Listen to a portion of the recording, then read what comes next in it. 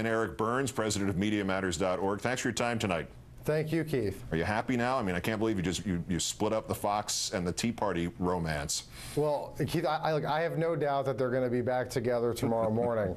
I mean, look, this is a long and deep relationship that's very serious. You know, Fox has invested an enormous amount of time and money in the Tea Party movement. Essentially, they did all but create the Tea Party movement to begin with. They've run over 100 promotional spots on Fox News touting Tea Party events. They've lent their talent out over the last year to host Tea Party rallies. They've even sponsored Tea Party rallies. So this is a very, very deep relationship, and I'm sure they're going to get past this one. Well, they're America's sweethearts. I guess they'll get back together again. Fox makes these Tea Parties a hell of a lot more money with the cheerleading, though, than it could be with ticket sales. Why is that not a problem for Fox or for Mr. Murdoch? Well, you know, it should be a problem for Fox, and it should be a problem for Mr. Murdoch. It hasn't been, I think, because Americans have largely become desensitized to what we're seeing from Fox News, just the unprecedented, politicization of our news media. Fox, as you know, is operating as a political campaign, not as a news organization.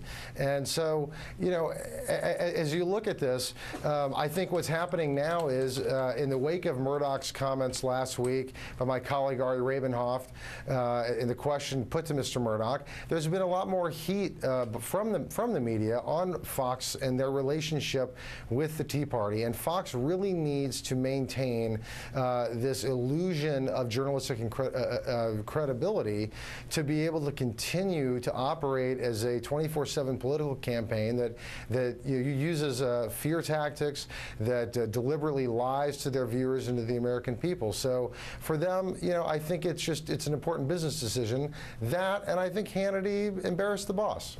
So is Fox right in suggesting that somehow they didn't know what Hannity was doing, they were taken advantage of by the Tea Party, and if the Tea Parties and its members realize Fox will lie about them, might that little spark jump from one synapse to another, and it turns out Fox will lie about anyone that would be clear even to people in Tea Parties? Well, look, I think we both know that it's absurd to think that that Fox really believes that they were lied to by the Tea Party organizers, because, as I said before, they've been so deeply embedded with the Tea Party group since the very, very beginning. But I do think that there is an opportunity here for well-meaning individuals who have been wrapped up in the Tea Party movement and the Tea Party protests to really look at this and step back and see that, you know, it's actually Fox that's the enemy. It's Fox that will throw their friends under the bus, that will lie, because we know that this is what they do. It's a core part of their business model. It's how they shape the political environment through fear and dishonesty. And, you know, I'm not going to hold out hope, but you never know. And wouldn't it be a great day in America if folks in the Tea Party did wake up and realize that Fox, they're not their friends. It's a great day for America, everybody. Well, that's somebody else's show. Last point. Did Mr. Murdoch ever get back to you at Media Matters about that last question your colleague asked? Well, I'll tell you what, we didn't wait for him to get back to us.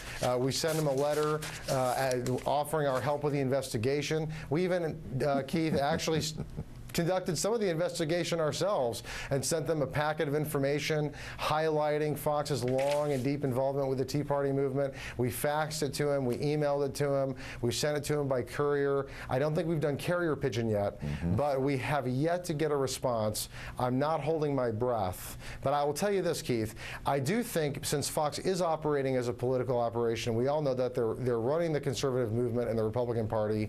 You know, the press in this country need to treat Rupert Murdoch and Roger Ailes as politicians, and they need to hold them accountable to that promise. Rupert Murdoch promised an investigation, and I hope that every member of the U.S. media will actually hold him to that promise and make sure that he actually conducts one, because that would be the best thing that we could do for the political discourse in this country. The investigation, by the way, Rupert is probably handling right now, that I know from personal experience, is trying to figure out how he can fire you, even if you don't work for him.